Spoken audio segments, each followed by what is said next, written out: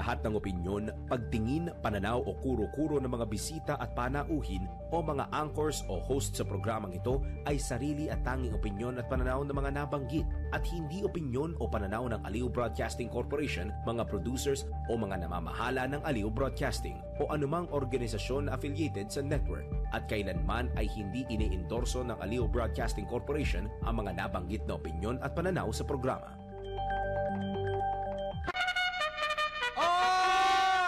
Ang init-init pa rin ang issue. Oras po natin sa buong Pilipinas. 6 na minuto na, makaraan ng alas 10 ng morning. Humanda na sa mga malalaking balita. Trending viral. Pinag-uusapan sa buong Pilipinas at buong mundo. Ronda Pilipinas Headlines. Narito na ang mga headlines sa Ronda Pilipinas. Ronda Pilipinas. Unang batch ng mga kasong kriminal laban sa ilang DPWH officials at contractors isasampa na sa Ombudsman. Ronda Pilipinas. Ilan sa mga bagong chairmanships ng Senate committees tukoy na. Senador Bato de la Rosa bukas sa posibilidad na tuluyang mawala ang natitirang isang hawak na komite. Ronda Pilipinas. Resolusyon na mag-oobliga sa mga mambabatas na isapubliko ang kanilang salin isinulong sa Kamara. Ronda Pilipinas. US activist at Trump ally na si Charlie Kirk patay matapos sa pagbabarilin sa Utah, USA. Ronda Pilipinas. Alex Ayala pasok na sa quarterfinals ng Sao Paulo Open. Ronda Pilipinas. Papaldo ba tayo sa lagay ng panahon? Alamin natin sa live weather report ni Daryl Justin. Ronda Pilipinas. At Alessandra De Rossi isinusumpa na ang paglulon. Ronda Pilipinas. Pinipilit kang pumasok ng employer mo kahit meron kang medical certificate for rest? Hala, alamin ang kaparusahan kung sino mang namimilit na yan sa NBI. Naku, bawal ito! Ronda Pilipinas. At totoo nga ba na ang mga matatanda lang ang tinatamaan ng heat stroke? Alamin mamaya, let's prove it! Ronda Pilipinas. Pag-usapan natin ng heat stroke sa maulang panahon sa Pilipinas. Pilipinas, nangunguna sa may pinakamataas na sahod sa Southeast Asia. Dole na naman to. Alamin natin kung fact or fake. Ronda Pilipinas. Ang mga malalaking mga balita, ang mga matitinding mga pinag-uusapan, ang mga maiinit at pinagtatalunang mga issue. Lahat hagip, lahat malalaman. Hindi lang sa buong Metro at Mega Manila. Kasama na ang buong Pilipinas. Hahagupit na ang mga malalaking issue sa Ronda Pilipinas. Live na live sa DWIZ AM Metro at Mega Manila. Naka-live din sa DWIZ News FM Regional Stations. Naka-live din sa Radyo Ronda AM Radio sa Pilipinas. Live ding mapapanood sa Aliw 23 Free TV. At naka-live din sa lahat ng DWIZ Digital News accounts, Facebook, YouTube at DWIZ News website. Ronda Pilipinas. Wala nang mahuhuli sa balita. Wala nang maiiwanang issue na hindi mo alam. Ngayon, updated ka na sa Ronda Pilipinas. Kasama si Dennis Antenor Jr. Ronda Pilipinas. Oh. Ano na nga ito? Yung sa heads to, di ba?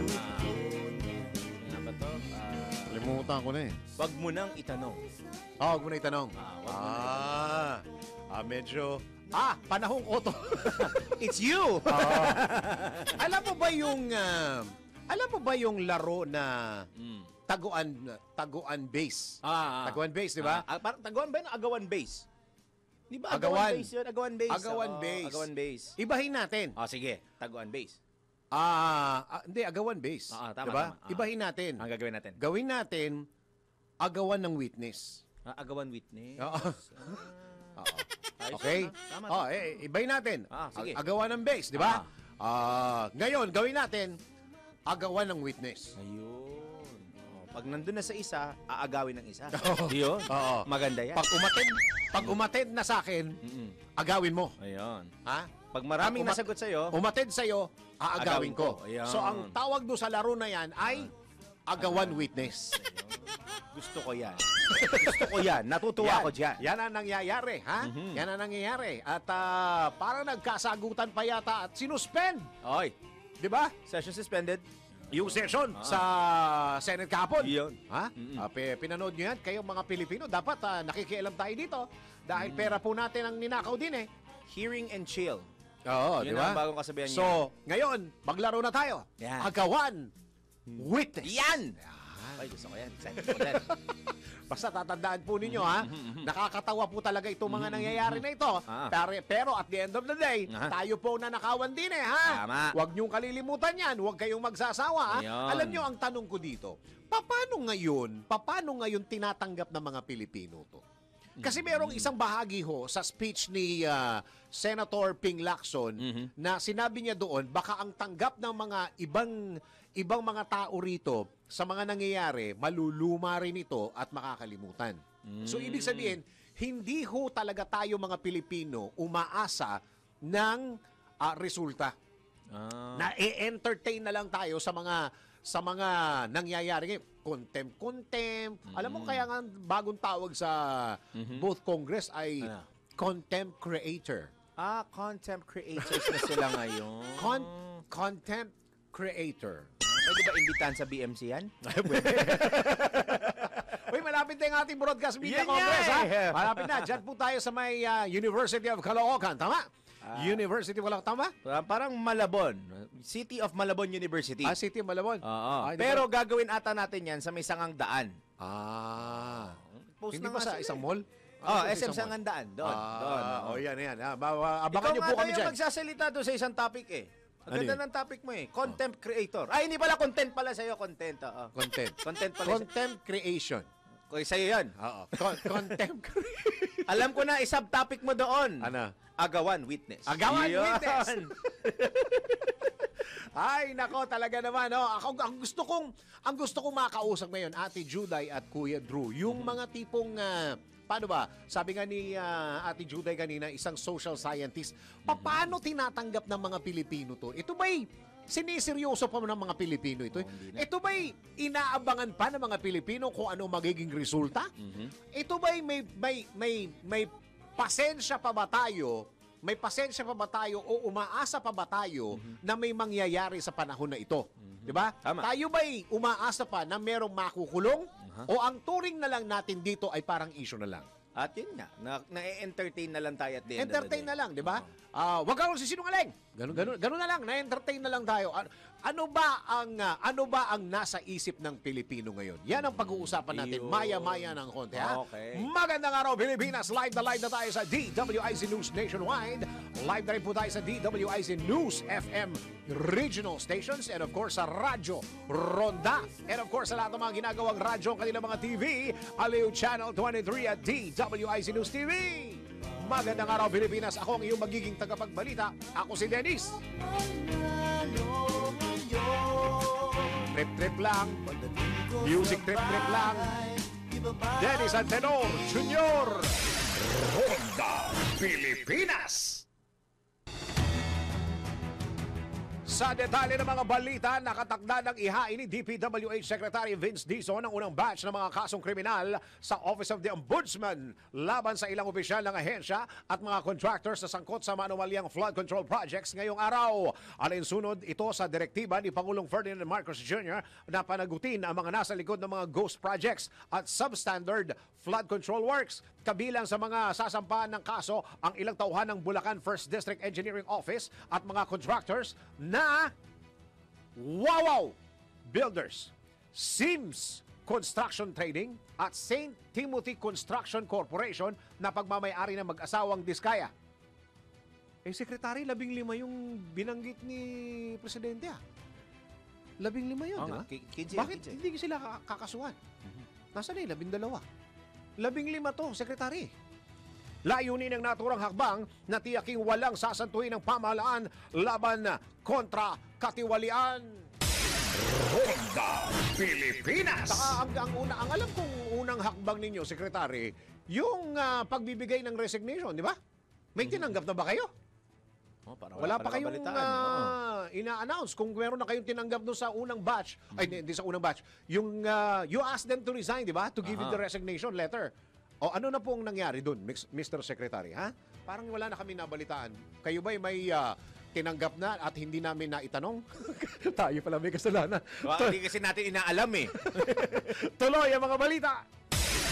Ronda Pilipinas. Nagkaroon ng pagbabago sa mga senador na miyembro ng Commission on Appointments kasunod ng pagbabago sa liderato ng Senado. Sa 12 senador na magiging miyembro ng CAA, 7 ang mula sa majority block na kinabibilangan nina Senator Risa Hontiveros, Senator Loren Legarda, Senator J.V. Ejercito, Senator Rafi Tulfo, Senator Mark Villar, Senator Ping Lacson at Senator Lito Lapid-Lapid. Habang 5 naman ang nagmula sa minority block, kabilang sina Senator Joel Villanueva, Senator Bongo, Senator Rodante Marcoleta, Senator Amy Marcos at Senator Jinggoy Bad Estrada. Hindi siya daw yun. The bad one. O, hindi pa tapos. Samantala, pinangalanan na rin ang iba pang bagong chairperson ng ilang Senate committees tulad ni Senator Camille Villar bilang bagong chairperson ng Committee on Economic Affairs. Senator Lito Lapid bilang bagong chairman ng Committee on Cooperatives at Senator Kiko Pangilinan bilang bagong chairman ng Committee on Justice and Human Rights na siya pa rin magiging kinatawan ng Senado sa Judicial Bar Council. Si Dennis Antenor Jr. Ronda Pilipinas. Ito na pala mga committees nila, no? Ayan na sila. Dapat pag-aralan natin, para alam natin kung sinong tatanungin natin. Ano ulit sabi mo kay Jinggoy?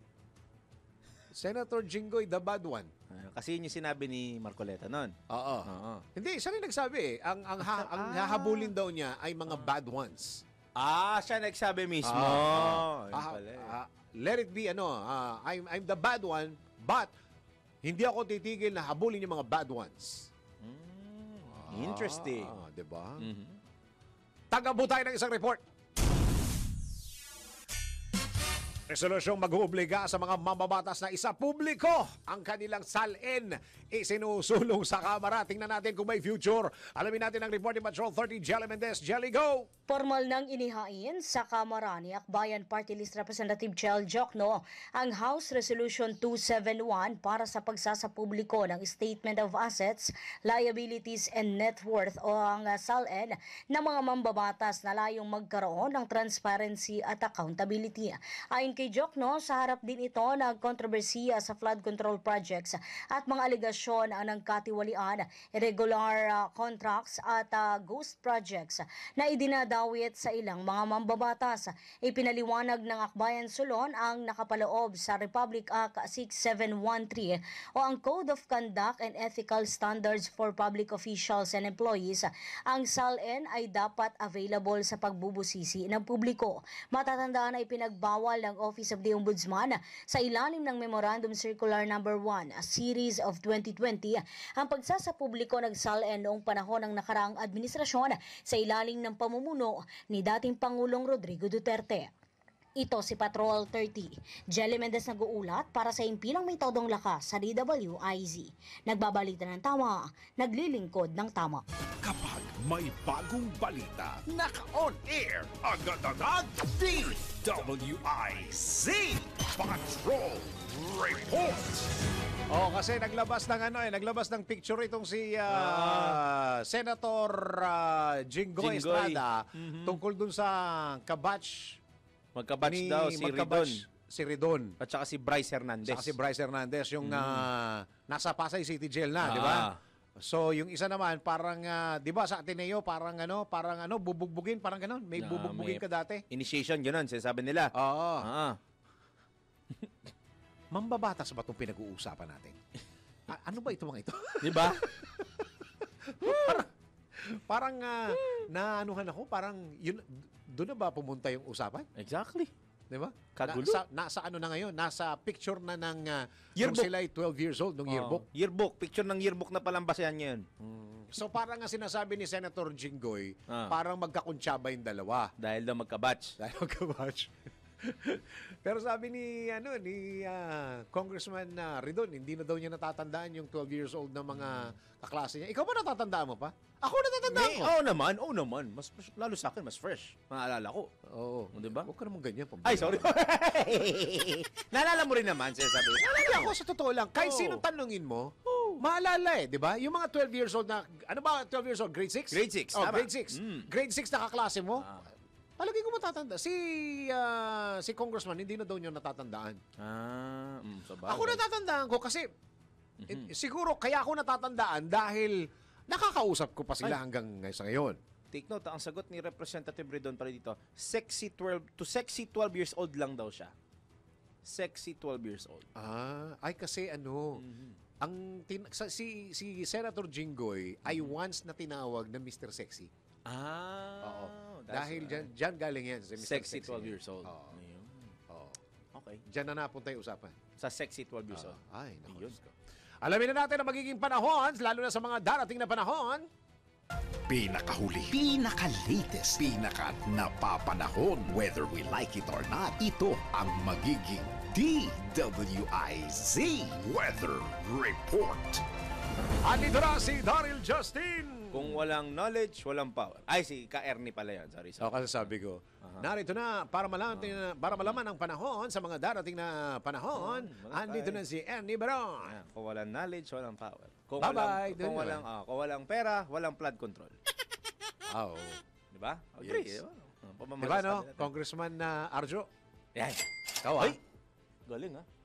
May kasama pag sinabi mo pala Boom! pag sinabi mo pala, pag sinabi mo yung pangalan Congressman Arjo, Ngayon. yun na, labas kami sa usapan. Ikaw yun, ha? Ikaw yun, ha? Hindi kami pipindot dito. Tayo natin magpaliwanag si Congressman. naman. Dahil si Maine Mendoza, Nagpapaliwanag. nagpapaliwanag din, eh. Ah. Tapos damay yata sino ba yung nanay ni, Congressman? Si Sylvia? Sylvia Sanchez. Sylvia Sanchez? Oo. Mhm. Nakita nyo ba, nagpapagawa ng bahay? O ngayon, lahat tino-question na ng netizen. Ay. Basta tandaan nyo. Ayan, yan. Tandaan Yes, nyo kuya. to, ha? Yes, kuya. Pagka merong congressman, contractor na nakapagpatapos Yes, kuya. ng isang bata Apo. sa college, Yes, kuya. scholar ng bayan yan. Galing ang pera sa atin. Pera natin yan. Yun ang paalala At least, meron tayong contribution. Okay? Yan ang paalala ni Kuya. Ngayon naman sa lagay ng panahon, easterlies pa rin po. Yung mainit at maalinsangang hangin nagbubula sa Pacific Ocean ang nakakapekto sa malaking bahagi ng Luzon at Visayas. Kaya asahan po natin sa Bicol Region, Aurora, Quezon at Marinduque ang cloudy skies na may pulo-pulong pagulan at mahihinang mga pagkulog at pagkidlat. Dulot po yan ng easterlies. Habang sa Metro Manila naman, Visayas, the rest of Luzon, easterlies din po. Same weather system ang umiiral. At sa Mindanao, magkapares na kondisyon kung saan partly cloudy to cloudy skies na may mga kalat-kalat na pag-ulan lamang dahil nga po sa easterlies na nararanasang weather system. Ibig sabihin na wala pa rin pong southwest monsoon na nararanasan ng malaking bahagi ng bansa, and we can enjoy a LPA or a typhoon-free weather up until Saturday. Dahil walang namomonitor na sama ng panahon o bagyo sa loob at labas ng Philippine Area of Responsibility. 3-day weather naman tayo sa mga pangunahing lungsod sa ating bansa, lalo na at payday weekend na naman ang ating mga kababayan. Friday, Saturday, and Sunday, Metro Manila. Biyernes at Sabado, mekos-mekos na init at sikat ng araw sa umaga at tanghali at maihinang ulan, maihinang kulog at kidlat sa hapon o gabi ng Friday at Saturday. Pero asahan po ang masungit at malalakas na kulog at kidlat sa araw ng Sunday, 25 to 32 degrees. Nako, sa Metro Manila, ituloy lang natin dalawang sunod na araw na malalakas na kulog at kidlat. Hanggang Sabado po iyan, pero pagsapit ng Sunday... Ay, ganun? Yeah, sa Cebu. Nagpapapintura ako ngayon, eh. Cebu, nasa Cebu na bahay mo? Cebu ba yun? Hindi Cebu sa Manila? yun! Cebu Ano yung sa Manila? Ay, sa Manila, Metro Manila, mekos-mekos yan. Init ulan. Ayan, yan, Sinabi tuloy nila, lakihan para makita ni boss. Ayan. Ayun, Pero yung Sunday, yun masungit, ha? Ay, ganun. Nagpapintura ako ng lunch ako ngayon eh. Okay, pero hintay mo muna. Stop muna. Kuha ako ng alimango. Ay, mamaya may tatanong bago ako mag-extra kasi sabi mo meron kang nakalap sa alamang girls mo. Huwag ganun. Ayaw! Buuin ko muna. Buuin ko. Abuhin mo muna. bubuhin ko. Pag meron. Bukas na lang. Okay. Tandaan nyo to, timestamp 10:25 ha. Metro Davao. Ay, very good sa Metro Davao bukas. Mababa ang tsansa ng ulan kaya makakaranas ng maganda at maaliwalas na panahon. Pero maaaring magkaroon ng mahihinang ulan at mahihinang kulog at kidlat sa araw ng Sabado at Linggo. 24 hanggang 32 degrees ang magiging temperatura dyan sa may Mindanao area. Sa ating sunrise sunset, tumilaok ang manok ni Giljon na may kasamang delay, alas 5:45 ng umaga. Late na gising. Ayos yung late mo. At asahang lulubog ang araw. Pusa. Mahilig sa pusa talaga to eh. Puro pusa eh. No? 6:01 po ng gabi ang ating sunset mamaya. Bago po ako magpaalam, ito na ang inaabangan na sambayan ng Pilipino, ang ating Christmas countdown kung saan mayroong 104 days to go before Christmas. Ba't may mga noo dyan? Dami pa Ay! yung pera eh. No? Muntik na. Muntik na. Muntik Yung mga na. nanonood sa Pam! Facebook at I-post YouTube. pa yan, Pam! Ayan, 104 days to go. Ayan, thank you. Bago 104, Pasko. no? Next week, 100 na lang yan. Next week, Monday. no? Monday, ha? 100 na lang. Marami tayong aasahang mas maraming Christmas bells Yan. ang maririnig, hindi flood control bells. Yan muna ang aking latest weather report, whether you like it or not. Ako po si Daryl Justin, nagbabalita ng tama, naglilingkod ng tama. Pinakahuli, pinaka-latest, pinaka-napapanahon, whether we like it or not. DWIZ Weather Report. Ronda Pilipinas. Pilipinas, nangunguna daw sa may pinakamataas na sahod. Salary sa Southeast Asia. Totoo ba yan? Is it a fact or fake? Alamin! Sabay ng pag-aproba ng dagdag na 50 pesos sa arawang sahod ng manggagawa sa National Capital Region, naniniwala si Department of Labor and Employment Secretary Bienvenido Laguesma na isa ang Pilipinas sa may pinakamataas na minimum wage sa Southeast Asia. Ngunit tunay nga bang isa ang Pilipinas sa may pinakamataas na sahod sa ASEAN region? Atin itong alamin sa Fact or Fake. Alamin mo na kung tama o mali, kung totoo o hindi. Bawalang peke. DWIZ Fact or Fake.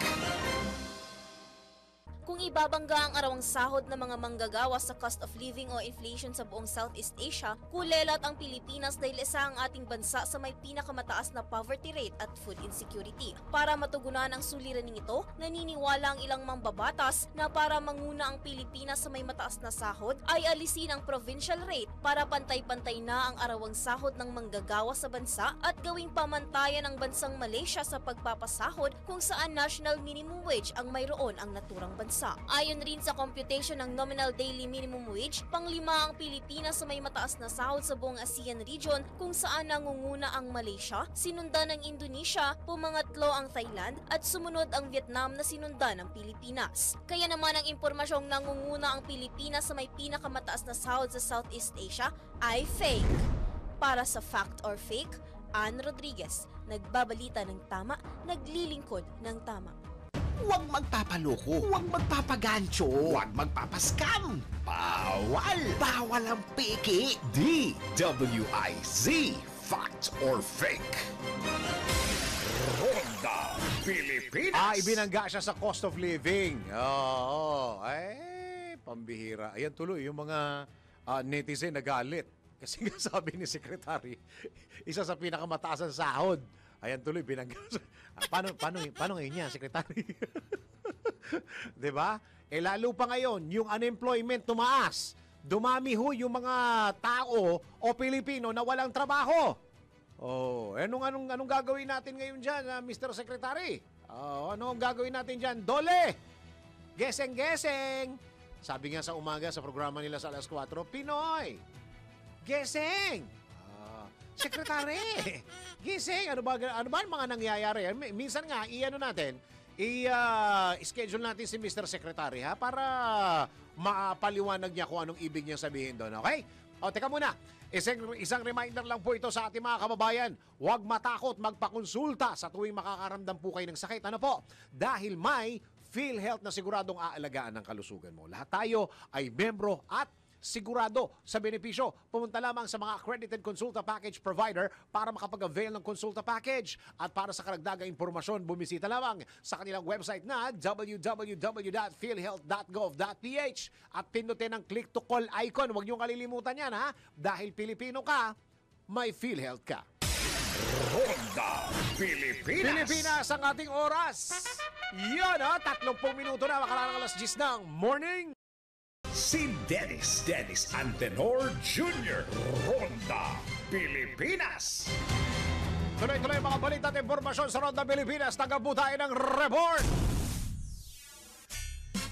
Pag-freeze sa assets ng BGC Boys, o baka kala nyo to, iba yung Bonifacio Global City. Hindi, ang BGC po ay Bulacan Group of Contractors.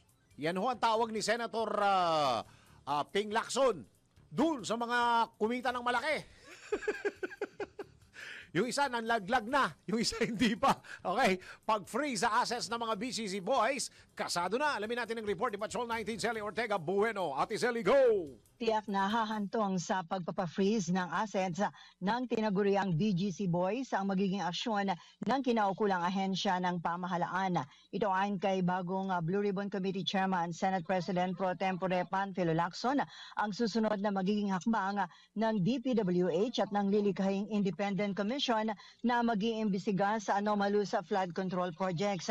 Ayon kay Lacson, iahanda na ng kanyang opisina ang lahat ng ebidensya na kailangan ni DPWH Secretary Vince Dizon para ito'y agarang makaaksyon laban sa mga taga-DPWH na nasasangkot sa maanumalyang flood control projects.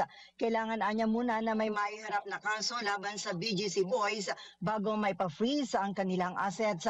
Si DPWH Secretary Dizon o ang Independent Commission na lilikhain na Malacanang anya ang maaaring magsampa ng kaso at handa ang kanyang opisina na ibigay ang kinakailangang ebidensya sa kanila. Ayon kay Lacson, kabilang sa ebidensyang nakalap ng kanyang opisina ang daang pahina ng dokumentaryo at testimonial na ebidensya. Ilan dito ay inilahad na niya sa kanyang kalawang privilege speech hinggil sa flood control project controversy. Matatanda ang idinitalya ni Lacson ang casino escapades ng BGC Boys. Ito'y sina dating DPWH Region 4A OIC Assistant Regional Director at dating Bulacan District Engineer Henry Alcantara, Bulacan OIC District Engineer Bryce Erickson Hernandez, Assistant District Engineer JP Mendoza, DPWH Engineer RJ Dumasig at Edric San Diego. Ang kay Lacson, maaaring magsampa ng open at shut cases laban sa 5 dahil sa paglabag sa Presidential Decree No. 1869, Republic Act 6713 at iba't ibang memorandum circular na nagbabawal at nagpaparusa sa mga opisyal ng gobyerno na pumasok at higit lalo na magsugal sa mga kasino. Ito si Patrol 19, Sally Ortega Bueno, para sa impilang metodong lakas sa DEWIC, nagbabalita ng tama, naglilingkod ng tama. Kapag may bagong balita, naka-on air, agad-agad, DWIC Patrol Report.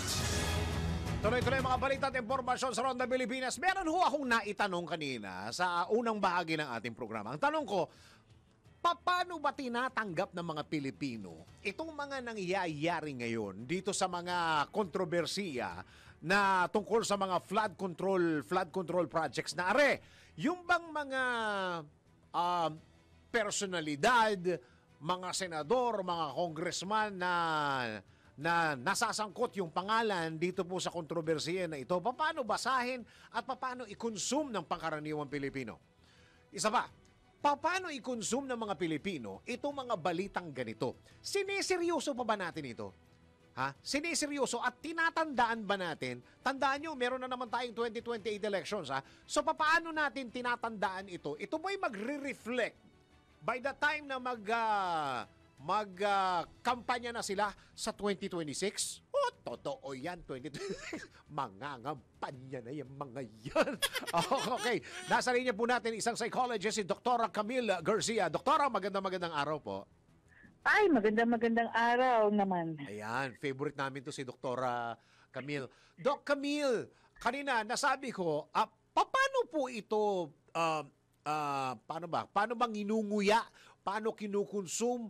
Paano tumatakbo sa kanilang mga pag-iisip at kanilang puso? Ito mga nangyayaring mga issue na ito, Doc Camille. Siguro maganda lang ang mga Filipinas kasi lahat tayo gusto maging psychologist kaya lahat nag-a-analyze. Political analyst lahat.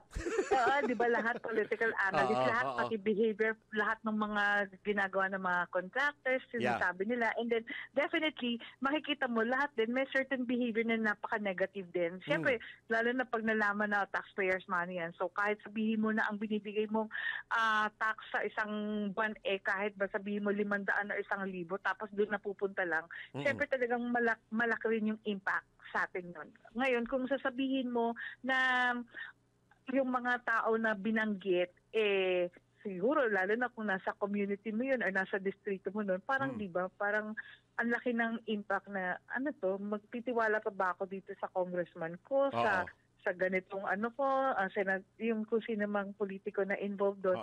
Siyempre, malaki yung nagiging perspective na magkakaroon ka ng certain awareness or at the same time, bibigyan mo ba ng pagkakataon or talaga bang maniniwala ka dun sa sinasabi nung tao na nagsabi ng pangalan na yon? So lahat ng klase ng mga opinion, lumalabas siya.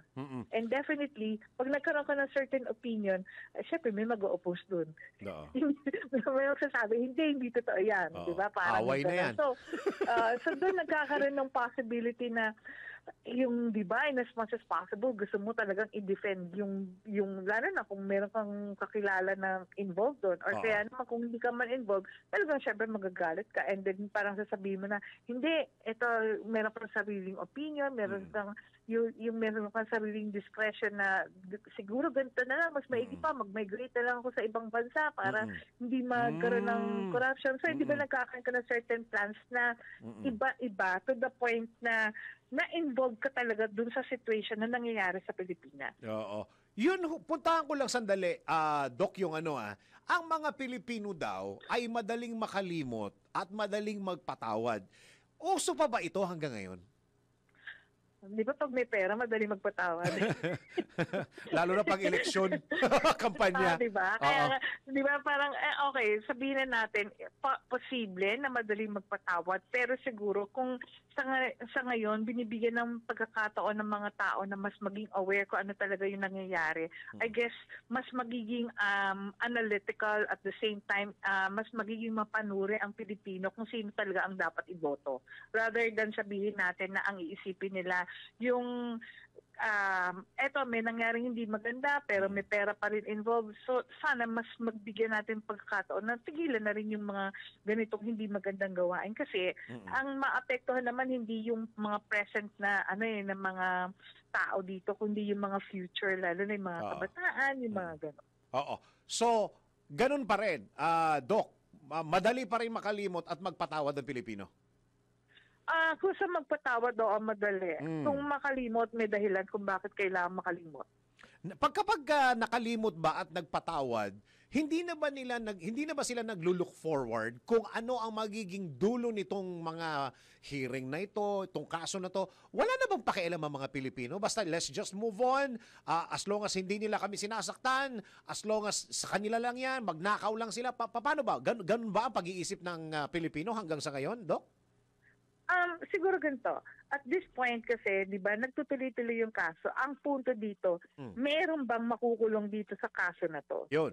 Kasi kung hindi magtutuloy-tuloy siya, there's a tendency na talagang parang wala namang kwenta ganito naman din paulit-ulit yan. It becomes a cycle. So wala din talaga nangyari. Pero kung sabihin natin na progressive siya, meron talagang mangyayari, meron talagang sabihin natin maakusahan, tapos makikita natin na talagang directly na yung mga kusini involved talagang pinarusahan at binigyan talaga na umayos yung justice system, then definitely siguro magkakaroon din ng ibang pananaw ang mga Pilipino pagdating sa ganyan. Kasi ang nakakatakot dito, sa totoo lang, Doktora, every time na may ganitong pinag-uusapan, every time na may ganitong hearing, parang ano na lang ito eh. Parang ang turing ng Pilipino dito, entertainment na lang. Hindi talaga sila interesado kung sino makukulong, sino mapaparusahan. Kung paano na lang tumakbo yung issue, parang ganun na lang, na-entertain na lang sila. Doc, please correct me if I'm wrong. Siguro oo, dahil kasi ang hirap naman kasi every time na may mga ganitong experience, lahat ng tao nagkakasakit. Oo. Dahil pag nagkasakit, di ba, hindi na nai-involve dun sa hearing dahil kasi may sakit. Oo. So nakikita mo yung punto kung bakit tayo nawawalan yung interest para sabihin Cycle na natin. na lang. Talagang, Oo. it becomes a cycle. Dahil kasi every time na ganito, ay, nawala si ganito, nagpunta sa ganyan dahil kasi magpapagamot, may sakit. Ay, hindi makakaten ng hearing kasi nag-breakdown, di ba? Mhm. So parang it becomes an excuse to the point na parang ginagago na tayo. So ang hirap pag yung ganun yung sabihin natin na pamamaraan para iikutin lang tayo dun sa problema pero actually walang solusyon na nangyari. Pwede ba natin sabihin na ang parusa ng mga kababayan natin dito ay kahit kailan hindi ko na iboboto yan, lalong-lalo na yung mga sangkot?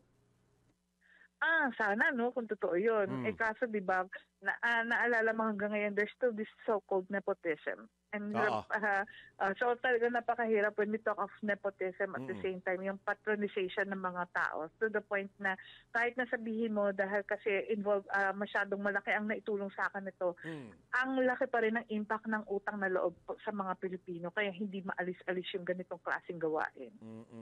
Ang pag-iisip ba ng Pilipino, Doc, ay normal na ito? Kumbaga, tanggap na natin na kapag may nanunungkulan sa gobyerno, ay nangungurakot?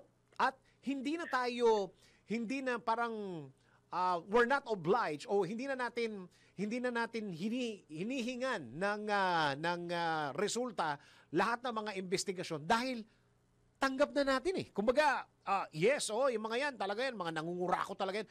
Alam mo sa sarili mo na may nangyayaring mali. Hindi mo na nilulook forward kung ano ang pwedeng parusa sa kanya o anong mangyayaring parusa sa kanya? Or tinanggap na, kasama dyan nung pagtanggap na lang natin na kapag nandyan nakaupo ay nangungurakot at wala na tayong pakialam? Okay, una-una, pag nakita mo sa atin yung criteria para maging isang politiko or isang maging sabihin na natin kahit to the barangay level or even sa mataas na posisyon, napansin mo napaka lenient ng qualifications. If this becomes something restricted na kailangan you're a lawyer, yung ganito, ganyan. Siguro I will look forward kung ano talaga yung pwedeng mangyari. Pero at this point na kahit sino pwedeng maging kandidato, kahit na sino, pwedeng ganito, konti lang yung mga nuisance candidate. Parang alam mo na talaga na wala na akong ilo-look forward. Kasi alam mo kung motibo, bakit ang daming gustong maging politiko. Ang daming gustong mapunta sa gobyerno. And alam mo naman na kung gumastos sila, palaging meron sinasabi, babawiin at babawiin kung ano man yung ginastos ng tao na to. So kahit na if you wanted to look for a good governance, parang it's so difficult para sabihin natin at this point na magkaroon talaga ng good governance for reasons na parang nasanay tayo na may corruption na involved palagi.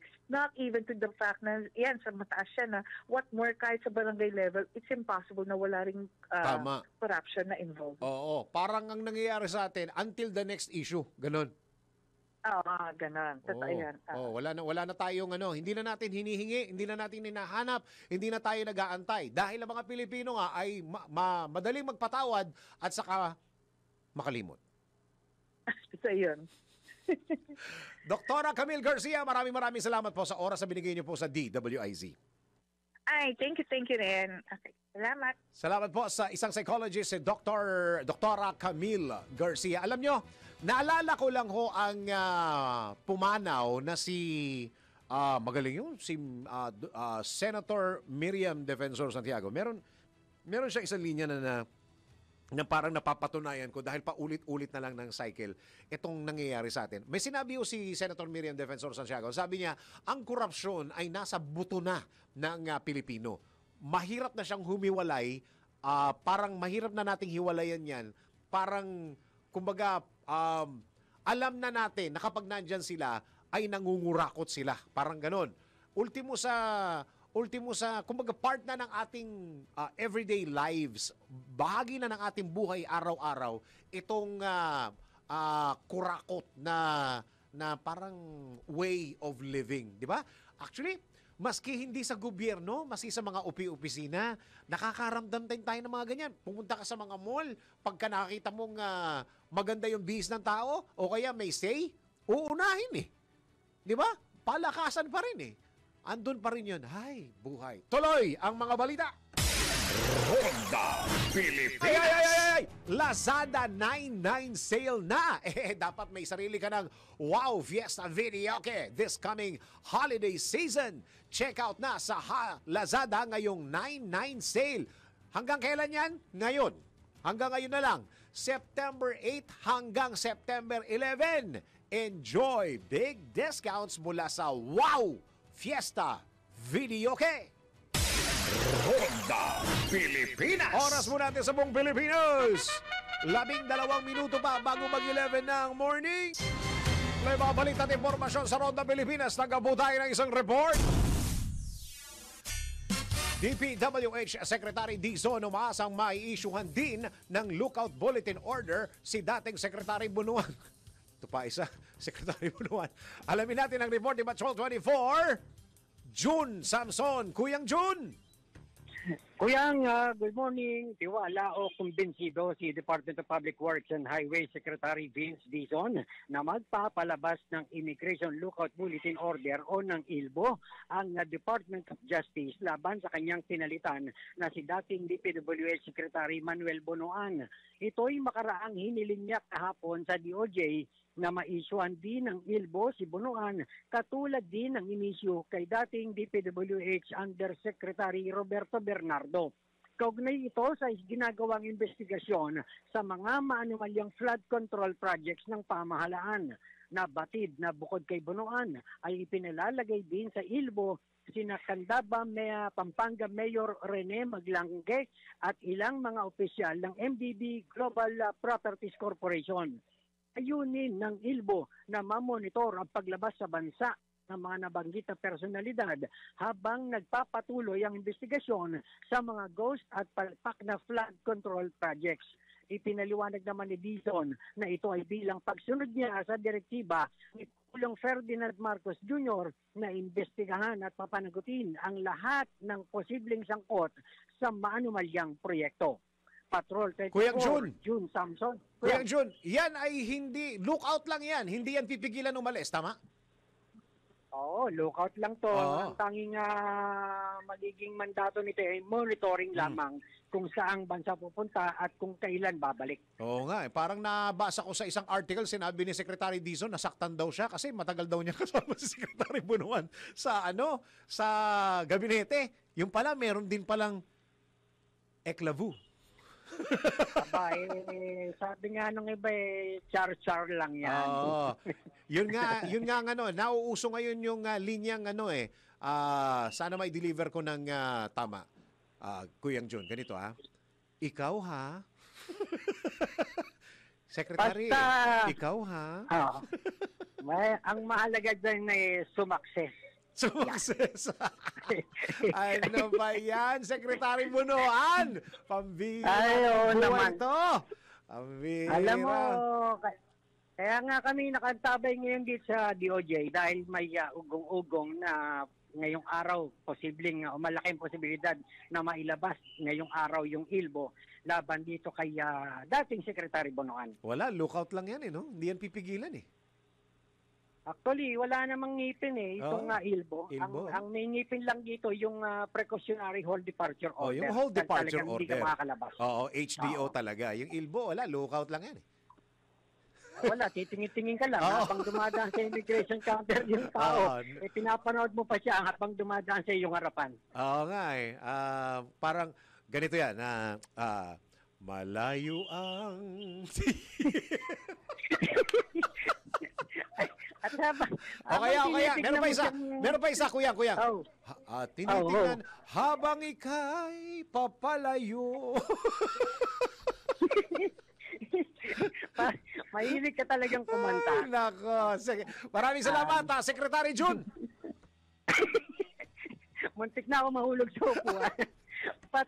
Patrol 24, June Samson para sa impilang may todong lakas, DWIZ, nagbabalita ng tama, naglilingkod ng tama. Kapag may bagong balita, naka-on air, agad-agad, DWIZ Patrol Report. Parang bagay yung Secretary June Samson, no? Parang bagay, ano? Secretary June Samson. Malay mo, Kuyang June, malay mo lang. Lahat ng mga yan, yung mga sekretary, hindi naman nangarap yan eh. Ay, hindi, yung iba nangarap. Okay, Alex Hihala, pasok na sa quarterfinals ng Sao Paulo Open. Alamin natin sports news mula kay Ian Articona. Sa mundo ng palakasan, ang latest malalaman sa DWIZ Sports News. Pasok na si Filipina tennis sensation Alex Ayala sa quarterfinals ng 2025 Sao Paulo Open sa Brazil sa pamamagitan ng panalo kontra kay Julia Riera ng Argentina. Sinimulan ni Ayala ng agresibo ang laban at agad nag-break at umabante ng 4-0 advantage bago isara ang unang set sa score na 6-1. Sa ikalawang set, nagpakita si Ayala ng composure at naiwasan ng 2 break points. At kahit na nakasagip si Riera ng 2 match points, mas lalo nag-agresibo si Ayala sa kanyang play at naisara ang laban sa score na 6-4.